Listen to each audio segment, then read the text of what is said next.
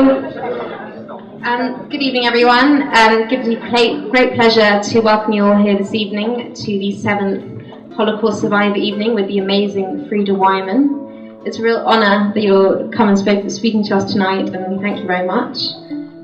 When I first started organising these events about 2.5 years ago, when I realised that we needed to have the opportunity to hear these survivors speak firsthand, many people said to me that I've got to get Freda to speak at one of my events.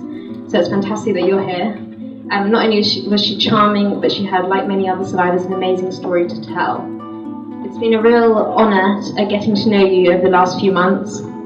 Not only is she a wonderful person, but a hostess with the mostest. And when I first went to her apartment a couple of months ago, she made me tea and cake on the most beautiful crockery, and I stayed a few hours and it was just wonderful. She's a very active member of our community at 89 years old, involved in lots of charity work from WITSO to other Jewish charities. She travels a lot to Israel and America, is involved with friends socially, and is an ardent supporter of the State of Israel. On your chairs is a pamphlet which I prepared, which has all Freda's photos in, and she will take you through those. And on the first page is a picture of the Facebook page, which I created like about a month ago, where if you like that, you will be able to find out about future events. Okay, thank you. Thank you very much for the introduction. Very flattering. Thank you very much. Good evening, ladies and gentlemen. I want to see if I can not use it in my hand. Thank you. Foremost, if you can hear me right in the back. Yes. Yes. Yeah. Studio.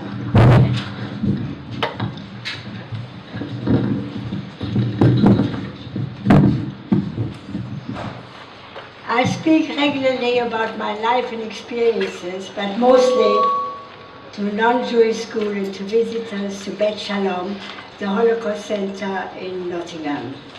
I'm therefore very pleased to have the opportunity, under the auspices of the Holocaust Educational Trust, to share with you as fellow Jews and lovers of Israel my experiences as a young person growing up in France as the Nazi began their march through Europe.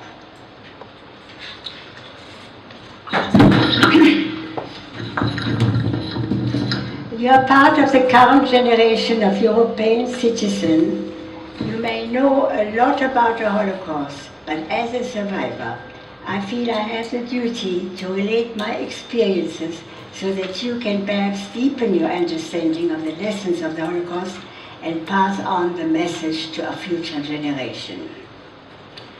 The first thing to remember about what took place in Europe in the 1930s and the first half of the 1940s is that it all seemed so rational to so many people. Germany in decline economically and militarily after the humiliation of defeat in the First World War turned to the man they thought was their savior. Adolf Hitler and those who worked with him promised German salvation and restoration to their national pride and power. Like so many tyrants before him and since, he used scapegoats to focus his people's anger and as a means of obscuring the true intention of the dominate the world. The people who followed Hitler were ordinary people, ordinary men and women. They became hypnotized by the Nazi message, never realizing it was leading them into war, defeat, and millions of lost lives.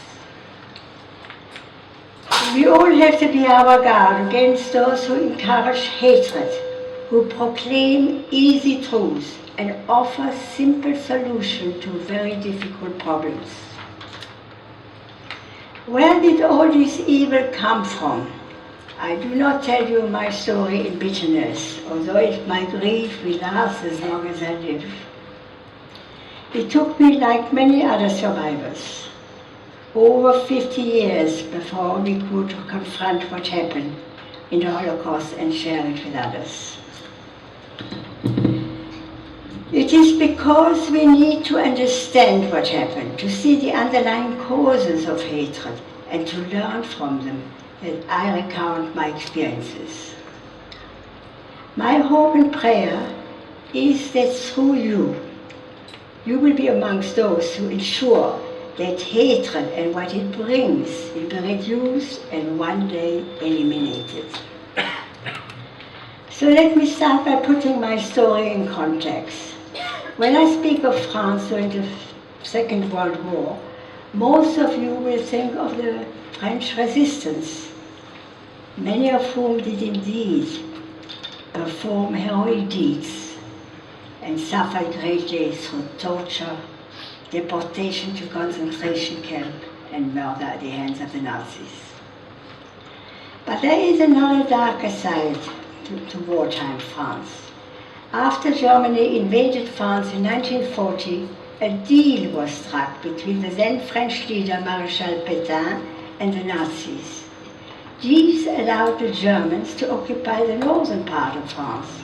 But of course, in November 1942, they had overrun the whole of France. However, it was from 1940 onwards that French Jews were being forcibly removed from their homes, their possession confiscated, and their civil and human rights cancelled. Many were sent to forced labor camp and death camp. In the end, almost 78,000 French Jews did not return from the death camps. 11,000 of them were children. Among these numbers were my mother, my father, and my youngest brother Marcel, who was murdered at the age of 13. The picture is out there.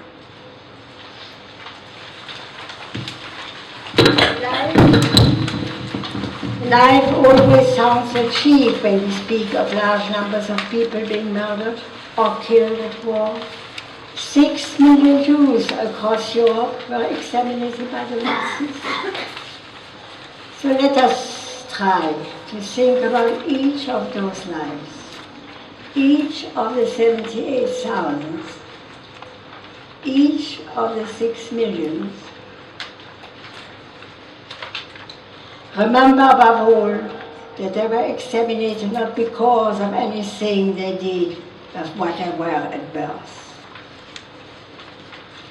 My story is a personal record of one of the few who survived, but my story is just one small part of a much bigger picture.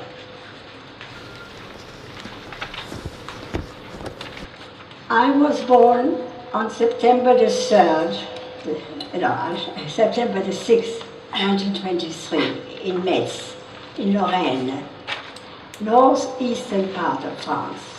When I was 8, I moved with my parents, my elder brother, David, and younger brother, Armand and Marcel, to Sarreguemines on the border with Germany.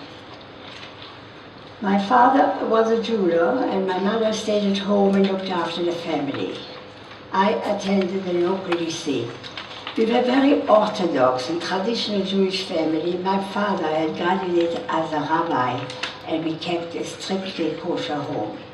I had to go to school on Shabbat, but was not allowed to write or do any other activities that were forbidden on Shabbat. All this seems pretty normal, but already in 1938 we had left to go into the interior of France because of the risk of the war with Germany. We returned 6 weeks later because we all had to return to school.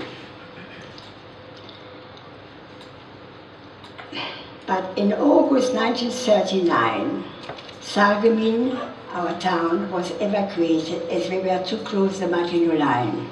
The Maginot Line should have saved France from any German invasion, but the Germans bypassed the defended borders and invaded France through Belgium. My father decided that we should only go a few hundred yards towards the center of France, to a place called Blamont. He was sure that if there was a war, would be short because they had the highest regard for the French army.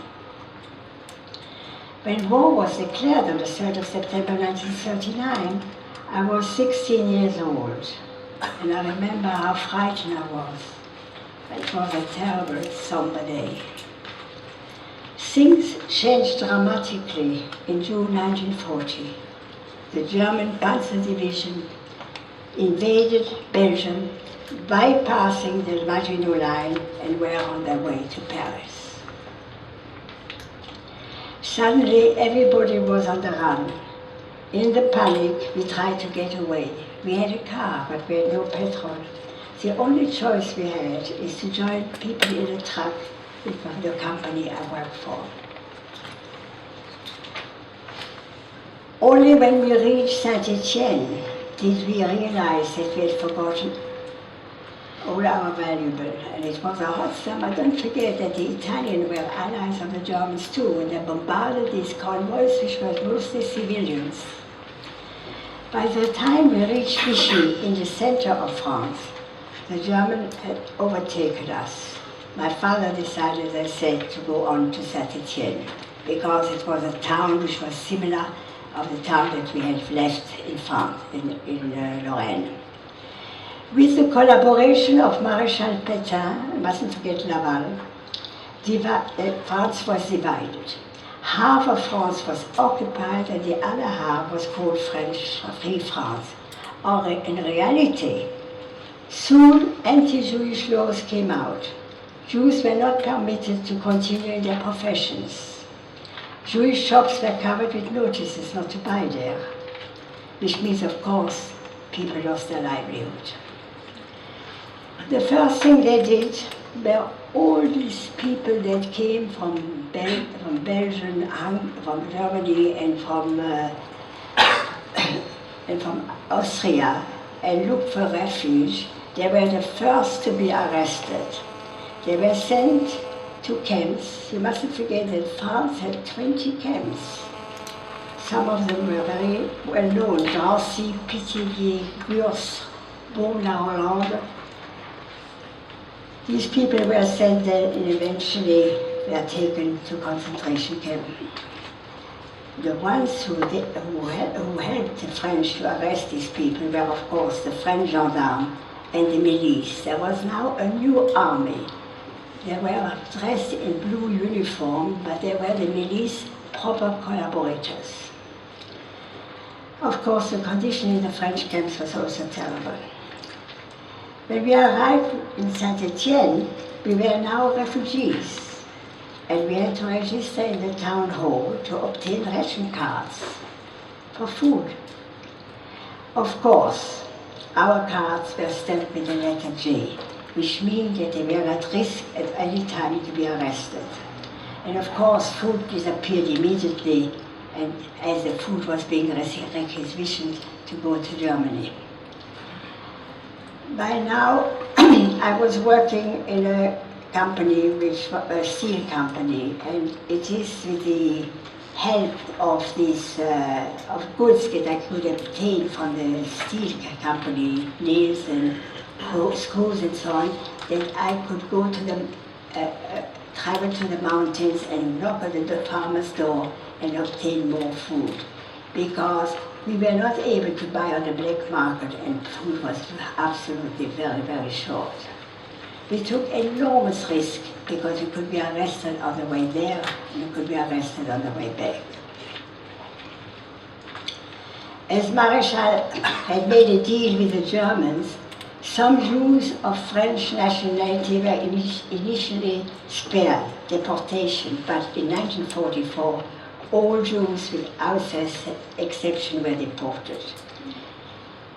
The thing was, that was all an illusion, because only not that long ago, my grandson found a document that came out of the archives now, where it showed that Marshal Pétain had underlined already in 1942 that all Jews, French or foreign, he underlined, could be deported, and the children. So we didn't even know that at the time. So as the situation worsened and more people were being arrested, my mother decided we have to go into hiding this time. My mother had found a convent where the nuns were prepared to hide us. But my mother was a very practical person. She decided that before we go there into hiding, let's go to the coal merchant and give him our wine tickets, because we were no wine drinkers, for exchange for coals if the war was going on. But what she didn't know, that in the same building lived a Hungarian Jewish family, and the milice, but these were the ones in civilian clothes, were waiting for going to arrest that Hungarian family. But the person that came out of the building was my mother. And of course, she had all these ration cards of her, so they arrested her. I was coming home from work on my bicycle when the husband of this lady said to me, "Don't go home, your mother and my wife have been arrested." But I said, "How can I not go home? I have my two younger brothers at home." My older brother David was in hospital having an eye operation, and my father was out finding food. So I went home. There was immediately a knock at the door, and I opened the door. It was the milice in civilian clothes with a warrant of our arrest. So I said to my young brother, because the apartment was first floor from the street, but a ground floor from the other side, in a patois from Lorraine, I said, "Run away," I said to my two brothers. And I kept the milice outside. But of course, they went around that apartment. It was a small apartment, and he saw the window open. So he looked out. Of course, my little brother, instead of running away and to be safe, he didn't run away. And when I said, "Why didn't you run away?" He said, "Well, I wanted to see what happened to you." I could never get over that he had one chance, and he is the one who was murdered alive.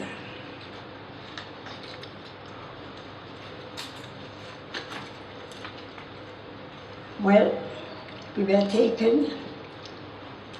taken immediately to the Gestapo and flung in a cell.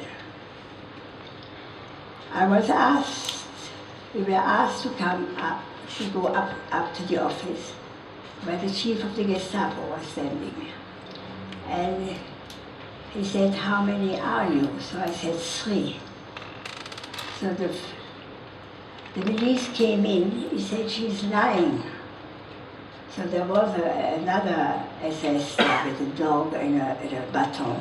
So he started to clobber me, and they threw us back in the cell. The next time they asked her to come up, they said, "We arrested your brother." They went to the hospital.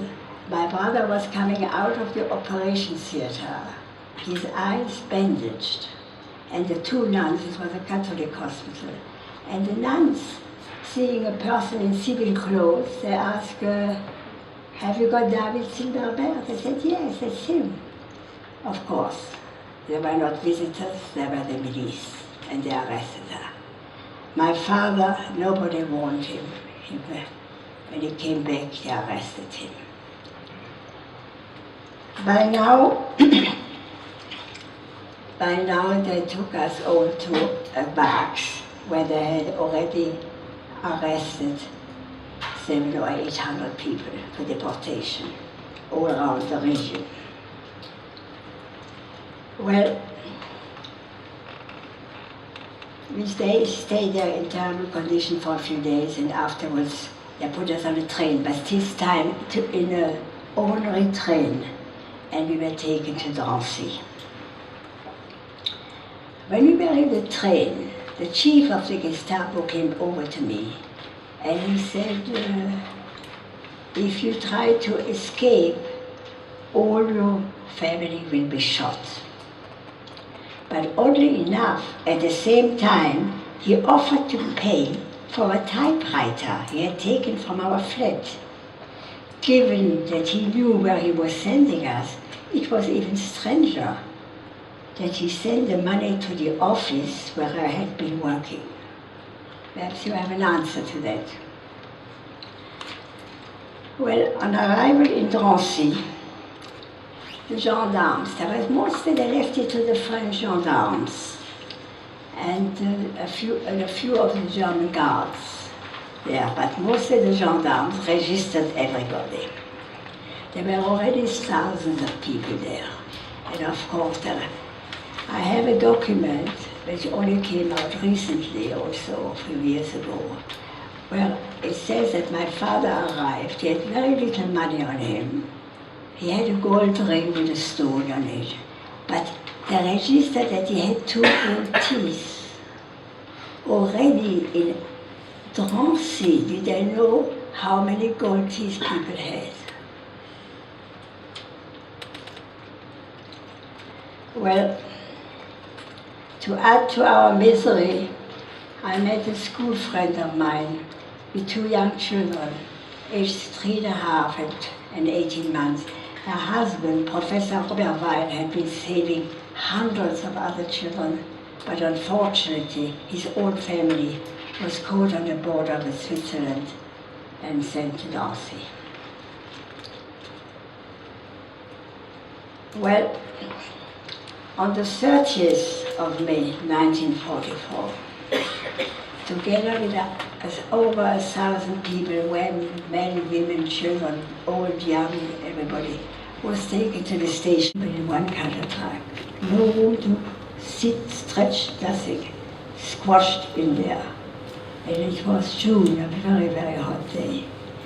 There was no air, nothing at all. And of course, no privacy at all. After 3 days and 3 nights of this hell, the trains finally stopped. It was dawn on the 2nd of June. The doors were unlocked. We had arrived in Auschwitz-Birkenau. Guards with Alsatian dogs shouted, "Leave everything."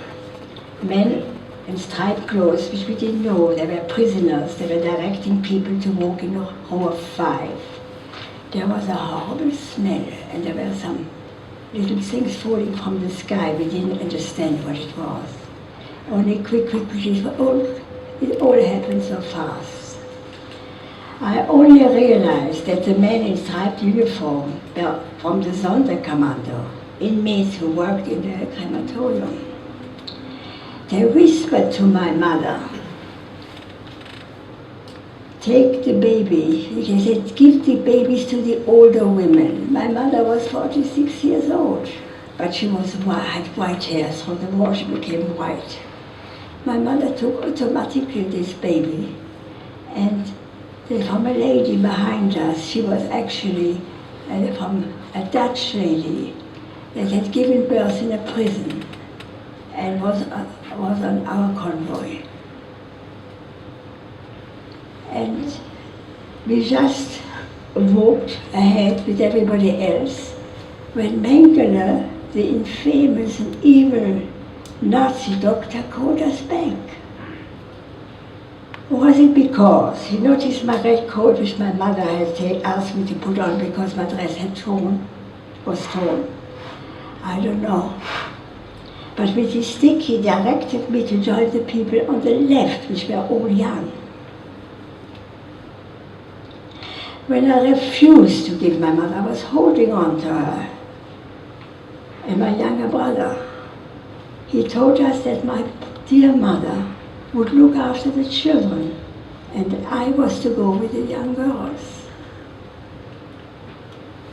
This was all a lie. As soon as we were being separated, my mother said to me, "This is the end."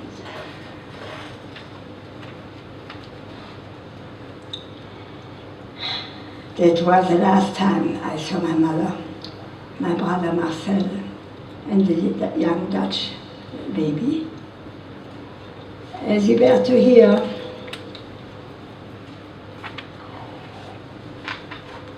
Later, they were going straight to the gas chambers to be killed. I then saw briefly my father and my other two brothers. This was the last time I saw them. But much later, by chance, by real chance, I saw my brother David walking on the other direction to me, on his way to work. Only then did I know he was alive. I had no information at that time regarding my father and my other brother. As a group of 50 or 60 girls were directed to a room where some inmates, young girls, asked us to take off our clothes and fold it nicely, give her a little bit of jewelry we were wearing. And the young girl, she must have been very young, she was the one who tattooed the number on me, and my number is A7181, which became my identity in the camp. The letter and the number were a reference to the arrival of French prisoners on the 2nd of June. From there, we were taken to a room with showers. We only realized that these showers could have been gas. We showered, of course, without soap and without towels. We were ordered in another room where we were completely shaven, the hair, everything. It was just dreadful. By now, and with the arrival of thousands of people, you mustn't forget, in June, July, 10,000 people arrived in Auschwitz-Birkenau from all over Europe. So they had not enough clothes, so they just gave us any clothes that came out. You know, my dress was a little summer dress. There were no uniforms anymore. My shoe was one with a heel and one without a heel. Can you imagine? And in no time, we looked completely dehumanized. We were depressed and forlorn, and it was just hell. We were taken to a block where there were already other girls, Hungary, Dutch, Belgian, North African, and we were put into these bunks, the koja, with just a bit of straw and a blanket.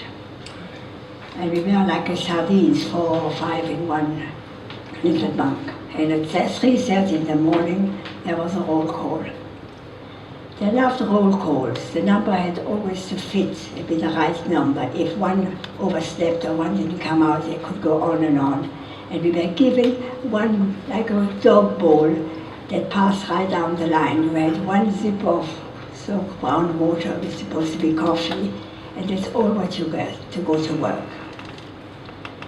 And we were then taken by different commandos. Some were trenches, some were carrying heavy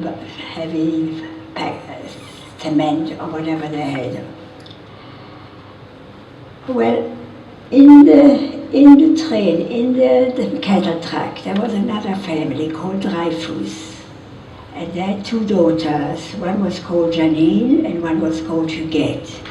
And right away, they were squashed together in the train. We became friends. And eventually we survived. Janine survived, Huguette did not survive. And she eventually survived with me together all the time and married on the liberation, my brother. Well, the first commando I worked for was in trenches by the railways. And so we witnessed actually convoys arriving from the ghetto from Litzmannstadt, and also convoys from Hungary. The people who arrived from Litzmannstadt, it looked terrible. I didn't think anybody was coming in, so I'm always surprised when I meet somebody from Lodz ghetto that did survive. And the Hungarians, they must have told them to bring all their best things, their best clothes, everything, because they came, some of them, in ordinary trains. And they looked very well because they hadn't gone through what the Polish had gone through. And very few came into the camp. Well, it was absolute as we could see what was happening in the camp, the dark smoke, the smell of the camp, we felt very depressed.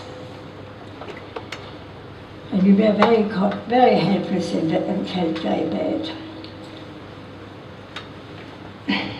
On our way back from work, we had to stand again for roll call, and they were counting again because they were always counting and for hours, and we had not eaten all day except a little bit of water. They threw you a piece of bread. It wasn't bread like you eat today, it was like cement, but it was a piece of bread. That was all what we had to eat. It was right away, I felt terrible depressed, so I exchanged my first piece of bread for a toothbrush because I felt so dehumanized, I had nothing. But you mustn't forget that in Auschwitz-Birkenau, Mengele was there all the time for the selections. Every 10 days, 2 weeks, there was a selection. And we dreaded these selections. We went through a shower and then you were selected. If you didn't look well enough to work anymore, you lost too much weight or whatever, it was very dangerous. I was working outside in the trenches, so I had some colors, I wasn't so pale, and I was quite a healthy looking girl when I came into the camp, so I didn't lose weight so fast. But the work that we were doing was very hard, and of course, we were always dreading the worst. But on August the 17th, we knew the date somehow. I don't know how. They must have infiltrated by some people who went out to work. I will never forget that date because there was a big roll call at the main Platz, the square there, which was always dangerous. We never knew what it was for. So we were all standing in rows there. When the SS, the women were even worse than the men. When the SS came over to me, pointed with her stick, she said, "You come forward, go to the left." So Janine, who looked a bit like me, said, "I'm her sister." So she let her come with me. When her sister, Henriette, said, "I'm her sister," she didn't put her in the same commando, which means that you hardly saw her again, if ever. And she died in Auschwitz. Well, the Commando Canada was so-called a privileged commando. You're supposed to, because you were undercover sometimes not, and you were working, sorting out the clothes of the people that they had murdered. It was, people sometimes recognized cases from their family, they recognized clothes. There were mountains of clothes to be sorted out, that they wanted you to sort out, to do parcels that were sent, and these clothes were being sent to Germany. Well, we knew that we did work in there, and because they were always afraid that you should perhaps bring in typhus from this convoy, so you were entitled to a shower before you left the action commando. But the showers were outside in the open, and they used to mock us young girls, the guards, because they threw buckets of water. They would point their stick to us, and we felt very terrible. Well, we knew to help our friends what we did, because they were even in worse commandos. We used to smuggle in sometimes underwear, shoes, anything for them, because they were in terrible commandos. Sometimes they lost their shoes because they were working in mud. So we used to go back with and bring shoes in, or we used to bring underwear in, or used to be little things that we hid our clothes. But one day, as we were coming back from this Commando Canada, we had to go through a gate. You know, the Commando Canada was outside the gate, not outside the big gate, but outside a gate of where we were. The SS were there. And they said, we were about 50 girls. They said, you, and you come forward. And of course, they had to undress. And of course, they had clothes on them. They had smuggled in clothes. Well, they right away ordered a roll call of the whole camp. And the whole camp had to witness the hanging of our 3 friends. Well,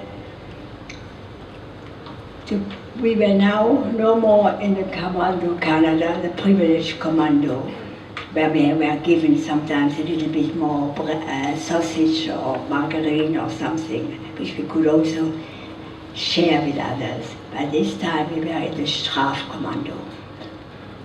The Strafkommando was a commando where you were working in front of the crematorium, digging trenches, no food, and also with guards, with dogs standing behind you if ever you wanted to stop working. And one day, we were in a terrible state, you can imagine. It was such a barbaric way to work, and a lot of our people died. But one afternoon, by sheer miracle, 3 young girls were witnessing the horrible way we were treated. And as we left to go back to the barracks, they offered us 1 ration of bread, which was unbelievable given the harsh circumstances. They still had their hair, they had no number, which meant that they were not meant to live or work. As they arrived in the thousands, as I mentioned before, the Hungarians arrived by the hundreds of thousands, you know, that's 400,000 in 6 weeks. Well, we couldn't believe it. I like to tell you, I couldn't believe that every day somebody gave us up a ration of bread. So I never told my children the horrors of the Holocaust, but I always told them the story of the 3 sisters who had only 1 slice of bread to survive the camp and gave up 1 slice. That's all what I told my children, I never told them the horrors. And I went to the first reunion in Israel of survivors. I didn't know how many would turn up, but 6,000 did turn up from all over the world. And I was waiting in the hotel to go to one of the gatherings when somebody came to me and said, were you in block so-and-so? So I said, well, what number have you got? And she said, I haven't, she spoke now American. So I said, she said, I have no number. I said, what nationality are you? She said, I'm Hungarian. And I looked at her and I said, I was speaking English now and came from England. So I said, I'm French. So she said to me, I said to her, are you by any chance one of 3 sisters? And I could describe them fully because they still had their hair. I knew where they came from. And one had managed to have a prayer book. And she was not working on Shabbat. I don't know how she did it, but she was religious in the camp. And yes, there were the 3 Hungarian sisters. And what was so amazing was that she married the captain who liberated her in Germany, and she lived now in New York. And my daughter had just married an American and was living exactly 5 minutes away from my daughter. And we celebrated Pesach together. I had my first grandchild in America. We celebrated Pesach together, she with her grandchildren and I with my daughter and son-in-law and grandchild.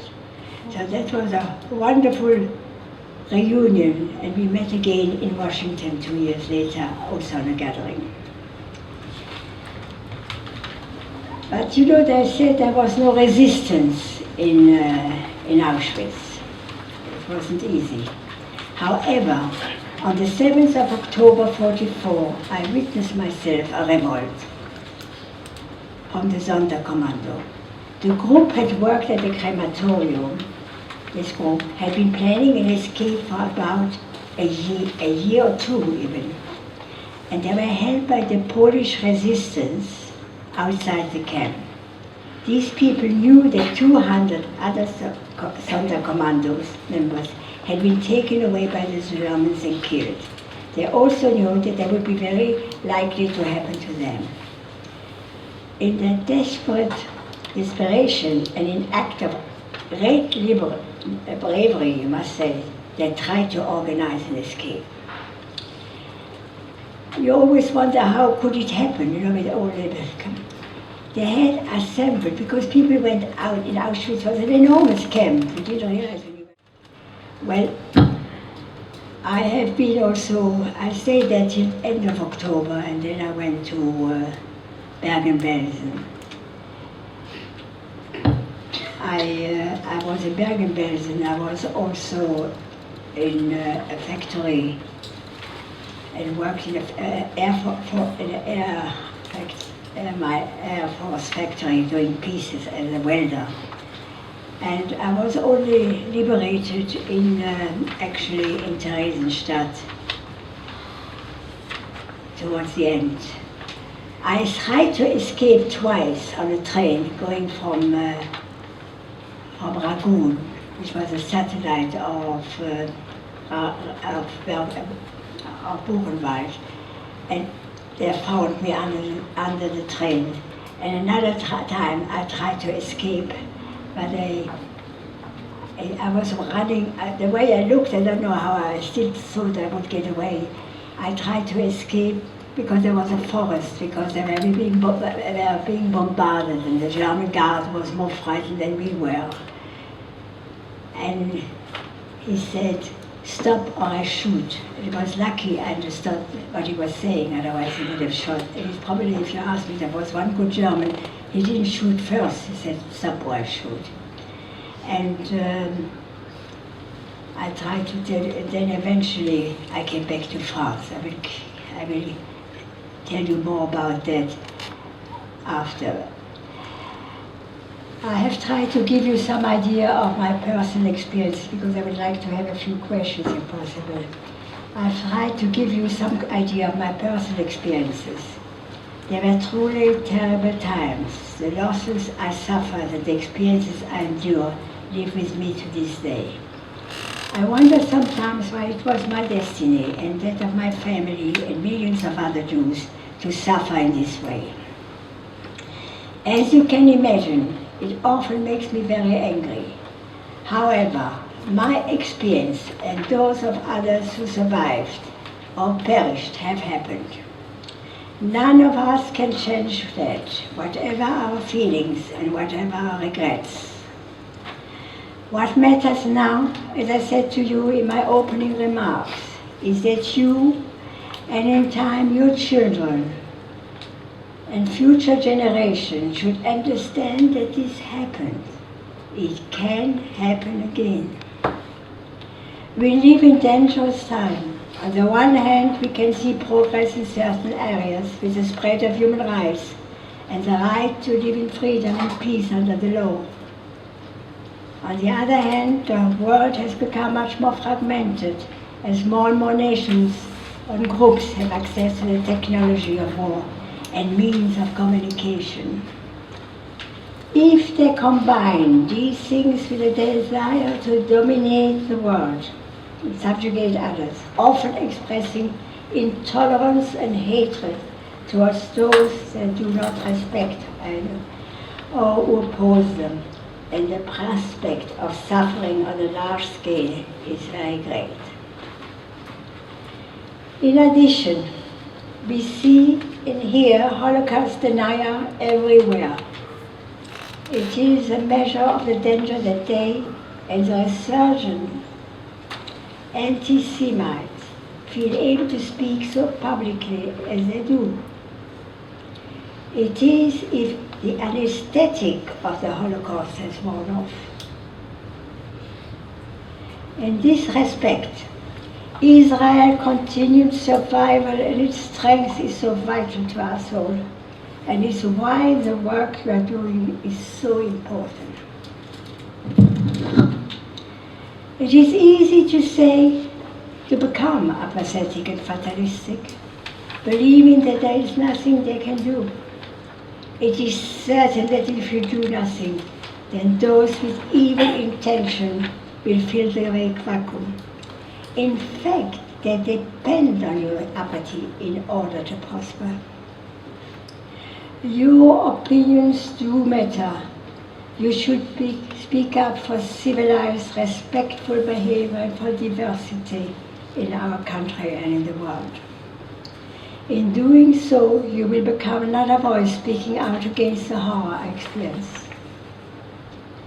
If you ignore intolerance and prejudice, it will spread against Jews and against other minorities. As one commentator said, those who do not learn the lesson of history are destined to repeat them. It is my hope and prayer that through you and your future generation, my experience will become part of a record of history whose lessons have been learned by all the people on earth. Thank you very much.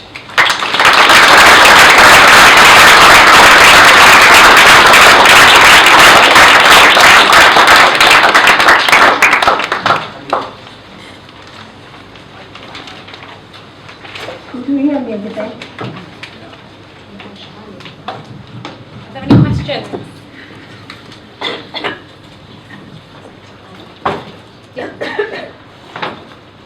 Mrs. Wineman, Mrs. Wineman, when you speak to non-Jewish children and people in Nottingham who have no connection to the Holocaust, what is their response and reaction?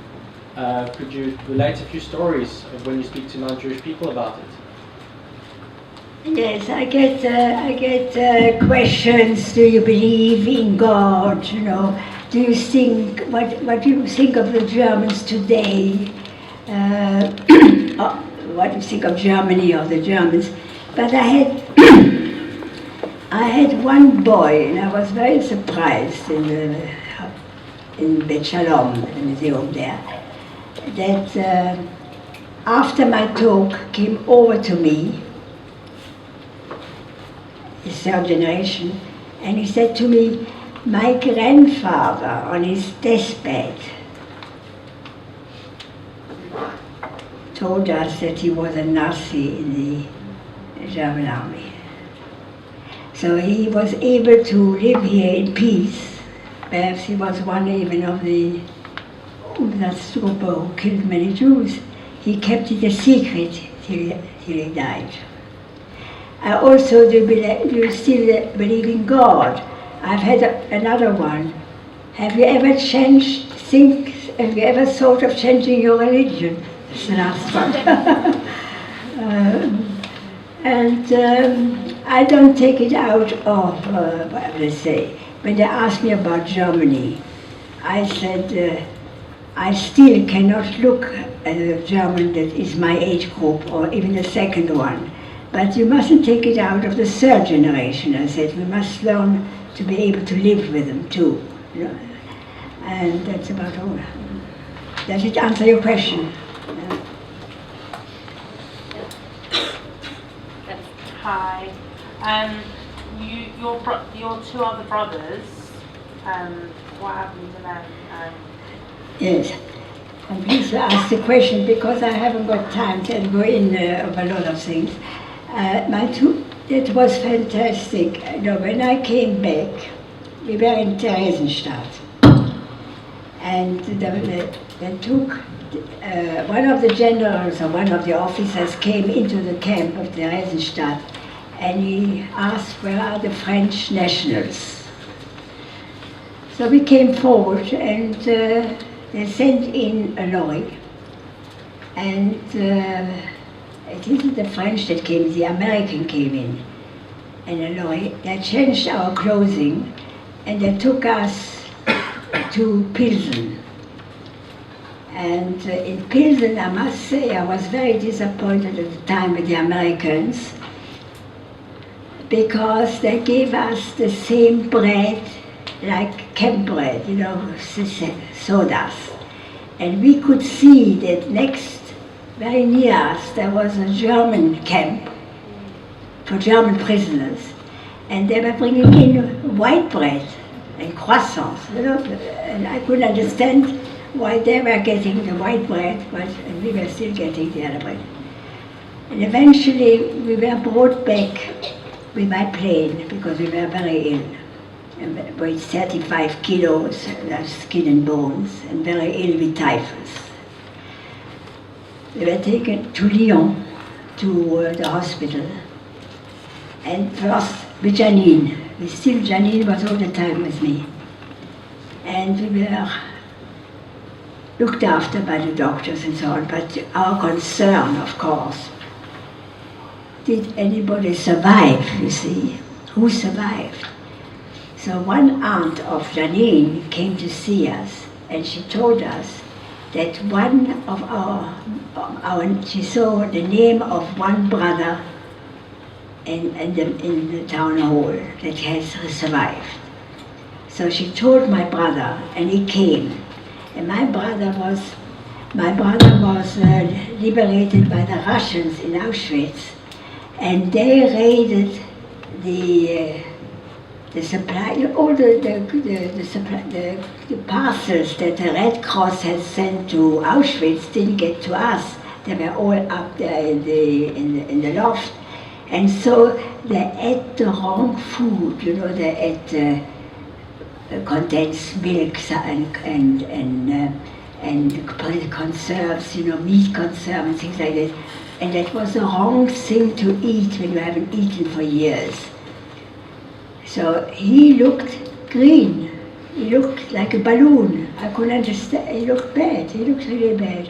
So he did the wrong thing and he suffered because of that.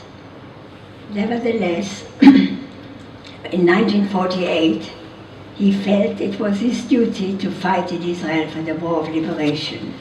And he was in a lorry that was blown up in Beersheba, and he was even taken as he was wounded. But he made a life for himself, and he was all right. He had a family with 4 children. The other brother, David, he survived. He was liberated by the Americans, and he was in Paris in a hospital. So he came back, and Janine, who was the only survivor of her family, her parents and her sister didn't come back, but she had a large family who was very religious in Alsace. And she had become anti-religion, anti-God, really angry. She came back angry. And she couldn't take it. She couldn't be with people who were still religious. You know? So all what she really wanted to do, she fell in love with my brother, already on departure. And the only thing she wanted to do is get married to my brother. So they married young. He could have gone on with his studies. He had a place and everything. And they had 4 children. And lots of grandchildren, great-grandchildren. But he died also recently, a few years ago, and my brother Armand too. But they were the 2 who survived. But of course, I never wanted to believe that my brother Marcel wouldn't come back. I thought there would be a miracle he would come back. So I have searched searched and searched on the different gatherings in America and Israel, everywhere, to see if he was still alive. Yes. Is that right?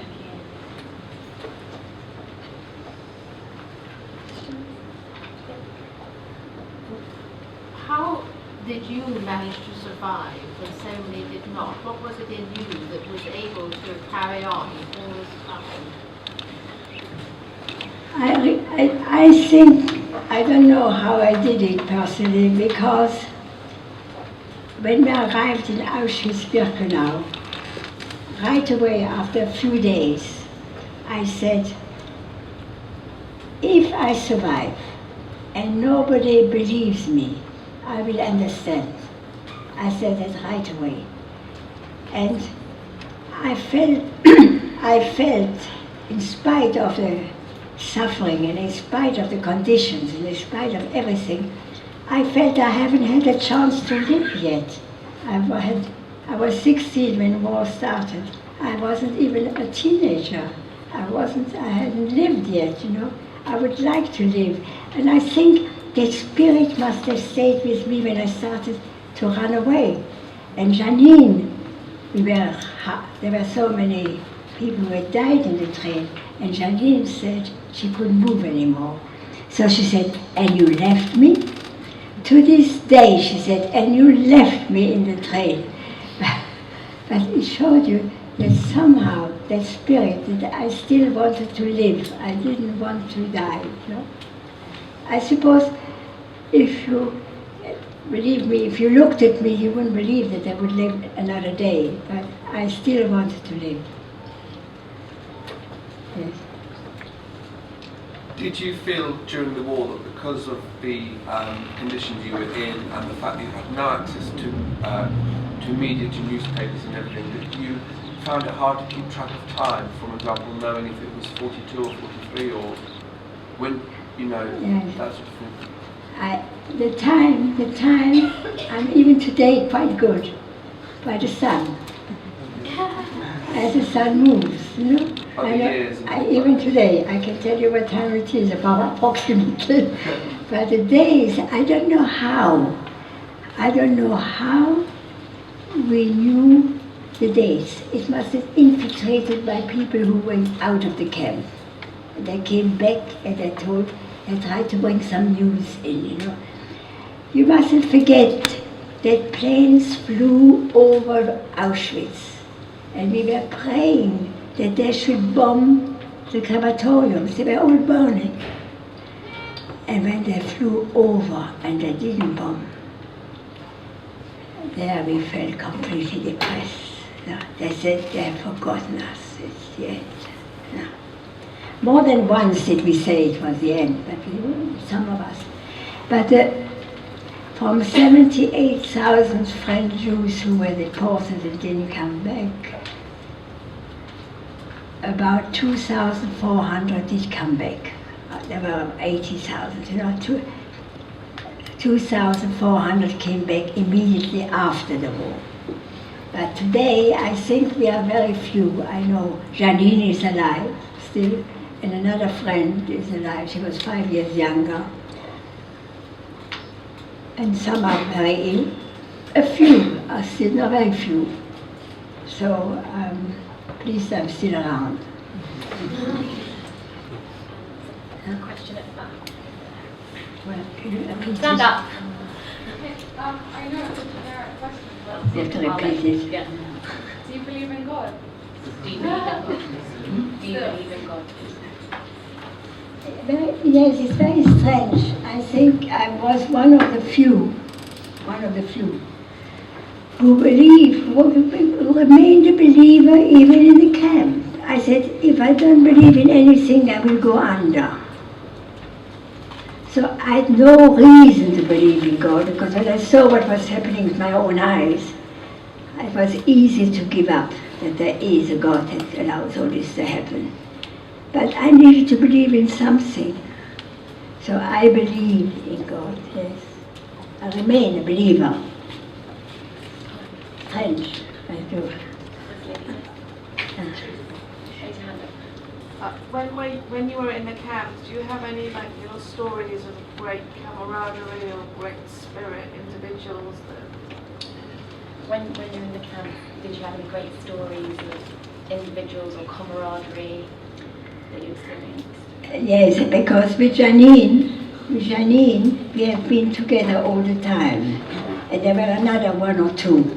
We were always together. You had to have that help. You know? Even the lady who handed the baby to my mother, I don't know in which commando she was or where she was, but she tried to come and find me to see if she still remembers the address where we lived in France to come for her baby. You see.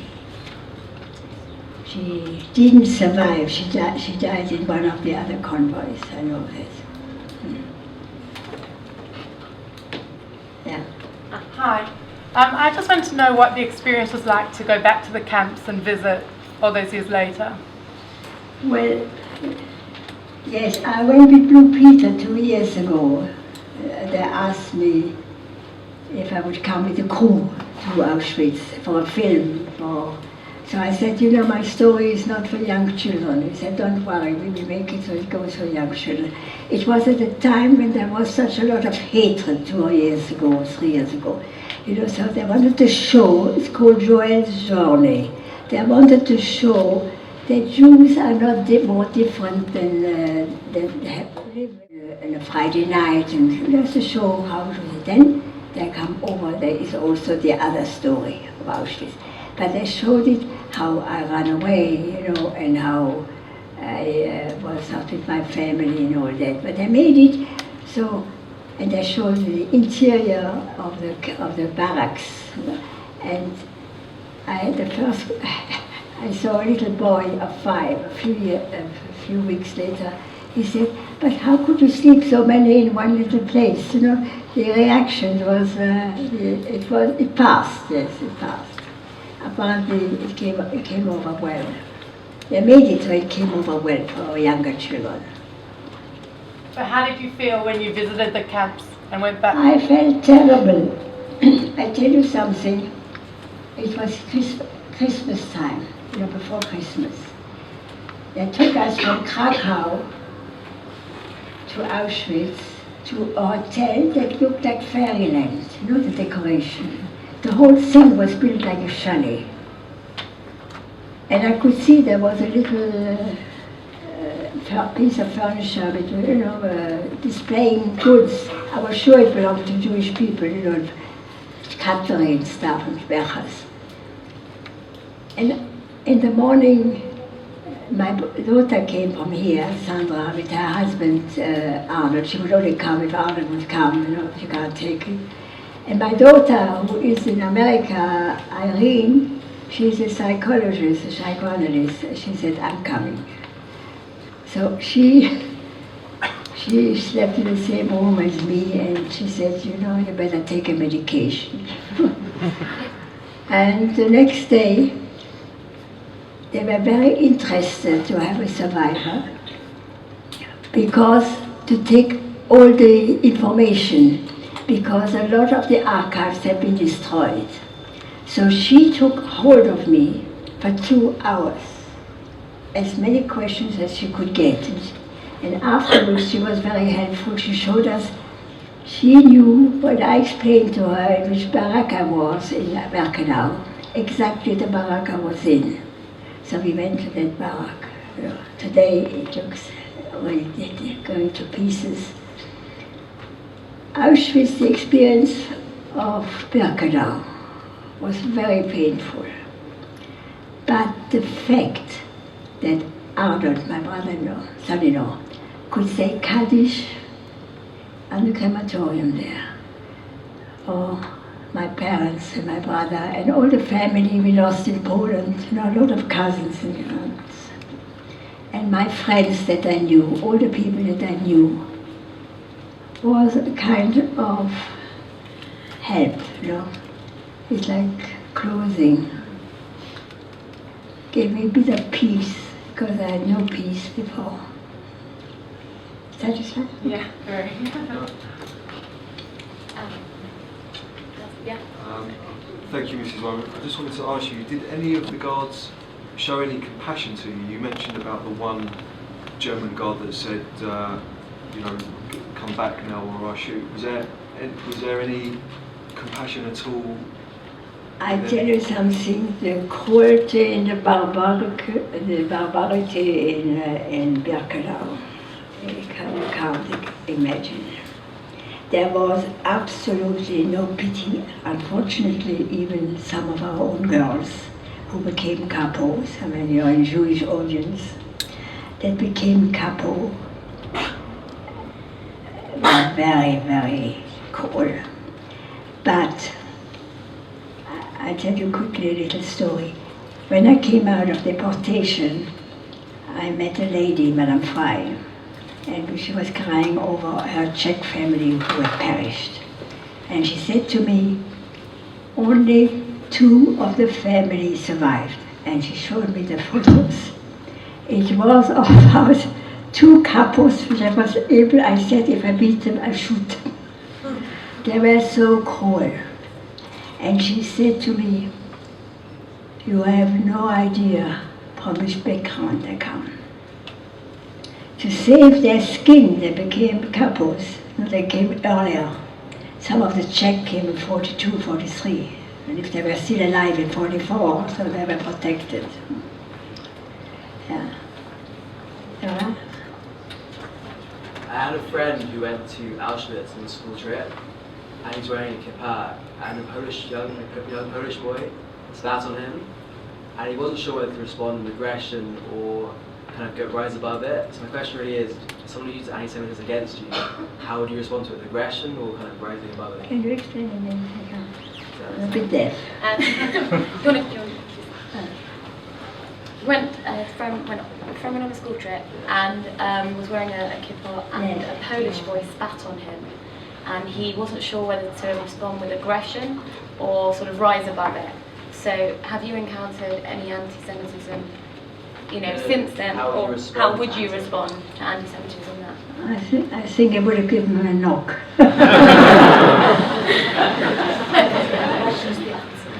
I wouldn't have let him get away. We have enough of the Poles. I mean, no. You must also say there was a French resistance too. The Ukrainians were much more cruel too towards the Jews. They were exterminated a lot of Jews. But I think that you mustn't put up with that anymore. No. And that was, you were wearing a couple, what is wrong? I mean, he has no right to do that. Anti-Semitism, as I said, is still around.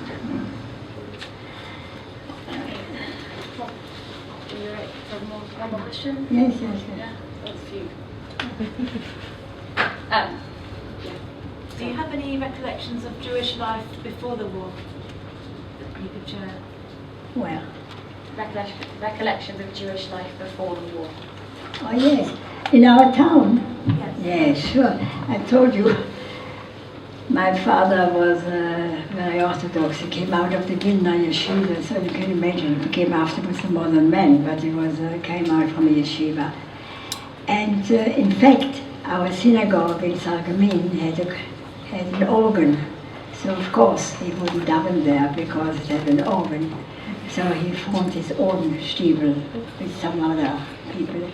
And they had their own service and everything, and their own kiddush and everything.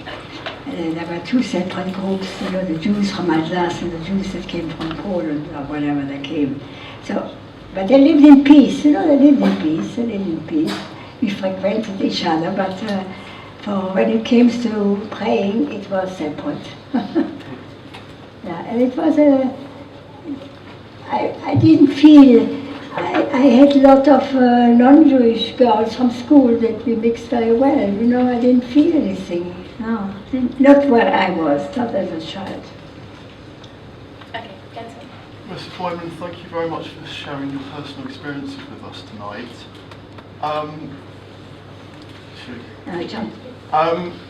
Obviously today in the world we see a lot of potential parallels with the early stages of what may happen, which we hope doesn't happen, is there any telltale signs that you see today which you saw then?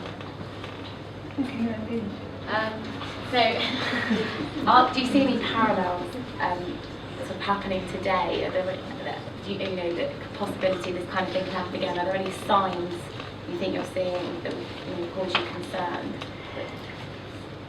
I think that today we are much stronger because we have Israel. You know? We are not out in the cold, so we should not let anything pass. You know? We shouldn't sit back. You know? We should not be afraid to answer back, because I think there is a danger all the time. Otherwise, you know, we say we have to learn tolerance and all that, but we have also to understand we live in a much better world. I mean, we think we live in a much better world, but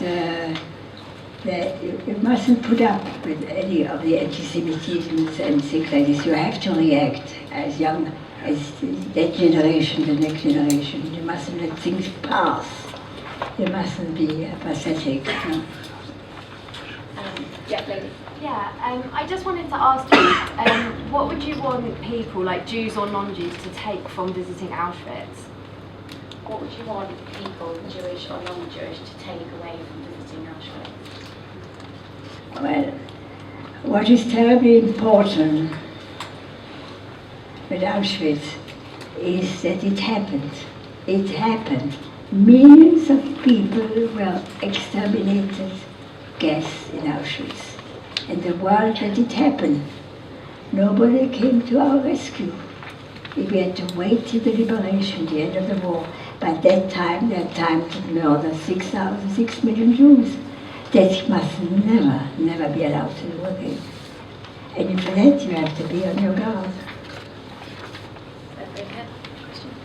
Yeah. No, it's you. Yeah. I just wanted to ask, did you get any sense when you were in Auschwitz that the war was turning towards the Allies, or that the liberation might be coming? Were there any false dawns, or was it only at the last minute that you realised liberation was happening? So, was there any sense of the war turning towards the end? Did you get a feeling that liberation might be coming? Did you? Well, we felt when the planes flew over, we felt really that we were forgotten. Then when I moved to Bergen-Belsen, we could hear sometimes the guns. You know, the Allies were all the time approaching. But as the Allies were approaching, either the Russians from this side, the Americans from this side, the English from this side, they only wanted to leave no trace of the Jews. So they kept moving them. They moved too many they were afraid of the Russians in Auschwitz, so they moved the Jews to Bergen-Belsen. From Bergen-Belsen, they moved them to another camp as the Allies approached. And finally, you know why they moved them to Theresienstadt? It's only, the proof is here, because the archives are now open all over the world, in Russia, in Germany and so on. Theresienstadt was going up, being blown up on the 10th of May, and the liberation was only on the 9th of May. In fact, we were only liberated on the 10th, when the Russians came in. You know, the minute the Americans were on one side, the Russians on the other, there was already a Cold War. Who is going to liberate Theresienstadt? We wanted the Americans, but the Russians came in. And but when the Russians came in, there was a big tank came into the camp, and the officers that came down were 2 Jewish ones. So they told us what happened in Russia to the Jews, in a camp and so on. And then he gave me a present. He had something in his pocket, a pair of opera glasses that he must have taken somewhere. And he wrote his name and the date on it, and I gave it to the British Museum, the Imperial War Museum. But what I wanted to tell you is that they were going to bring us the next day some eggs something to eat, because the Russians left it to the people to look after themselves. I was very, very ill, but I didn't want to be separated from Janine and typhus. But the Russians, the army consisted of people from all over Russia. Some looked completely different, the Chinese or whatever. And some of them raped some girls, Even in our building, I was on the second floor. It was like a school. They raped some Dutch girls in the ground floor. And then there was a curfew, so we never saw our officers again. And every night there was a curfew, because some of the Russians went mad. There were nothing to look at, but some went mad. Hi, thank you very much for sharing all these beautiful stories that you mentioned. And quick question from my side. Have you met any Greek Jews in your days in Auschwitz? Greek? Greek Jews. Yes, in our barracks there are some Greek Jews from Greece. In our barracks. Do you remember some names maybe? No, there were so many different languages, and I had to learn Yiddish if I wanted to converse with some of them.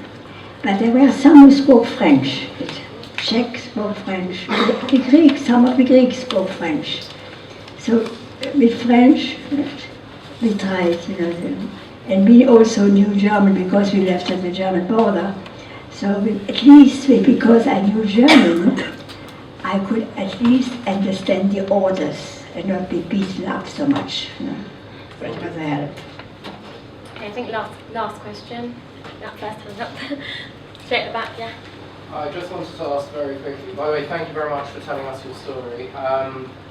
When it was, for example, Shabbat or Yom Tov, did you guys have any gathering of what day it was, and if you did, was there something, I know it's strange to ask, but that you really looked forward to, something small, religious, that you really kept to? There was no way that you could keep anything. But for my brother David, my brother David never spoke about his experiences.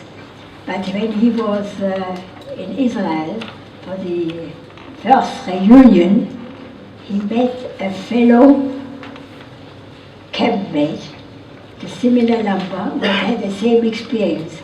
And the two started to talk. And that's when I heard his story. I never heard his story. And he was telling that person that there was a group that did something on Yom Kippur, that old-timers, they managed to make a kind of Yom Kippur. But I think they were caught. Yeah, they tried. Like that girl who had a siddur. I don't know how you could have a siddur that took everything away from you. So where did she get the siddur from? And she was living like an animal, there were thrillers, like an animal like on straw. She wouldn't eat the food there because it wasn't kosher. She ate just the bread and the water. And she survived.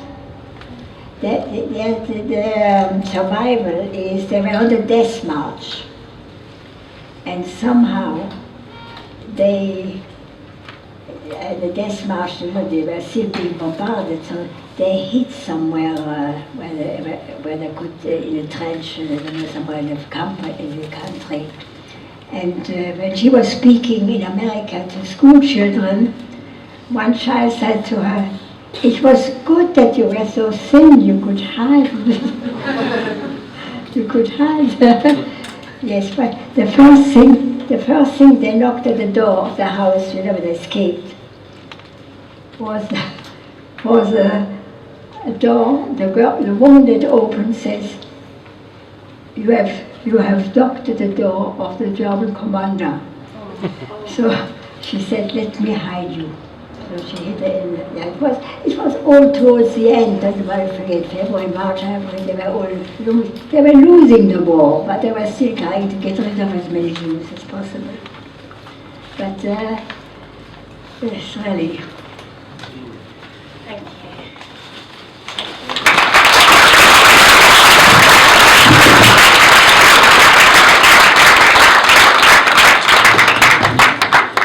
I'd like to say a huge thank you to Freda for coming and speaking to us today. These are a little token of appreciation. We're so grateful that you have come and spoken to us tonight. And aged 89, it's amazing that you still dedicate your time to telling your story to groups here and other schools and other places, and that you have the most wonderful family. Two of your grandsons are here today and some of your friends. I'm very pleased that I had the opportunity to speak to you. I think I had very good questions. Thank you very much.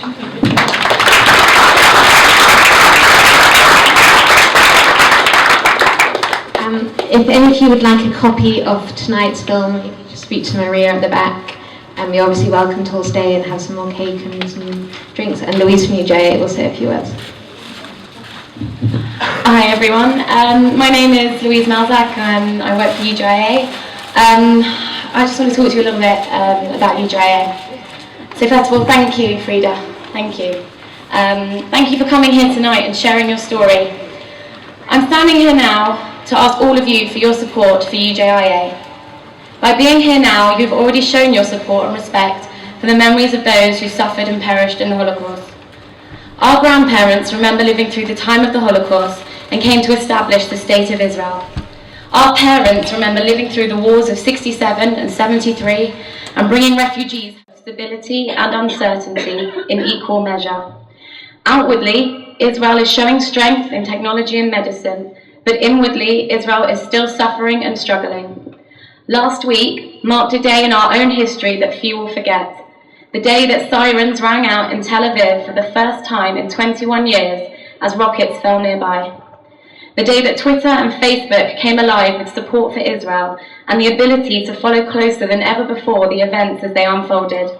We all had a direct and immediate link to our loved ones and were able to feel connected like never before. In 1945, Jewish survivors of the Bergen-Belsen concentration camp had their first Shabbat 5 days after their liberation, and they began singing what would become the Israeli national anthem, the Hatikva. At the end of the Hatikva, a man shouted out, Am Yisrael Chai, the children of Israel still living, and it was a cry taken up by all around him. And these are the words that are being echoed on Facebook today as people rush to update their status. Over 60 years later, the meaning has not changed. These are the words some of our generation have chosen to show our support for Israel. I am asking you tonight to show your support again in another way through supporting the work of UJIA. When asked what does UJIA do, I can tell you simply that we deal in opportunity and identity. Creating opportunity in the Galil, northern Israel, for those living in poverty with limited educational resource and job aspirations. UJIA is working to build a better future for all the inhabitants of the Galil, Jewish, Arab, Druze and Christian, to create the best version of Israel the world has ever known. The Galil lies in the shadows of the Lebanese border, and it very easily could be the next focus of our concern. Though the bright lights of Tel Aviv may have been dimmed for a day, we must not forget that much of the country is far behind in development and infrastructure. Israel is only 65 years old and has not been given enough time or opportunity to flourish as a whole, as we know it all can. It still needs our help. Identity. In the UK, UJIA takes responsibility for building strong Jewish identities with Israel at its heart, through youth movements, Israel Tour and educational programs in schools, teaching us and the generation to follow to love, support and engage with Israel. But what does that really mean for us going about our everyday lives here in London? It is staying up late to watch the team parade of the opening ceremony of the Olympics, but staying up to watch the Israel team march as well as Team GB. It's that moment of the wheelchair tennis when the gold medals were presented, the Israeli flag was raised, the Hatikva played, and you stood and felt pride as a fellow countryman. It's checking your news app 10 times a day for the past few days and then downloading a different one when you just couldn't bear to read a one-sided report anymore. It's going on Facebook and writing Am Yisrael Chai. In our culture, Chai is the numerical value of 18. In our culture, Chai means life and light. With Hanukkah drawing closer, with Israel at the forefront of our minds, and with the strength of the words from the survivors of the Holocaust, I am asking you to please donate £18, high, or more if you can, to UJIA tonight. You will have seen on the yellow leaflet on your chair that any new donations made tonight or increased donations will be matched by our double donation scheme, which means that if everyone here gives just £18, we would raise over £2,500, which would be matched to be over £5,000 to help ensure a positive future for the people of Israel. If we stand together as a diaspora, as a community, as a room of 150 people in Camden on a cold Monday night, collectively we can make a difference. You were handed a pledge card when you came in. Please take a moment to fill it in now. Help UJIA continue its life-changing work. Help ensure that the light and life of Israel is never extinguished, and that our community's love for the people of Israel is never diminished. Thank you.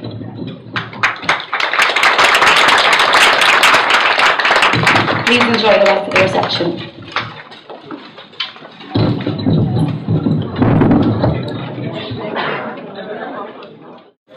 Have a nice evening.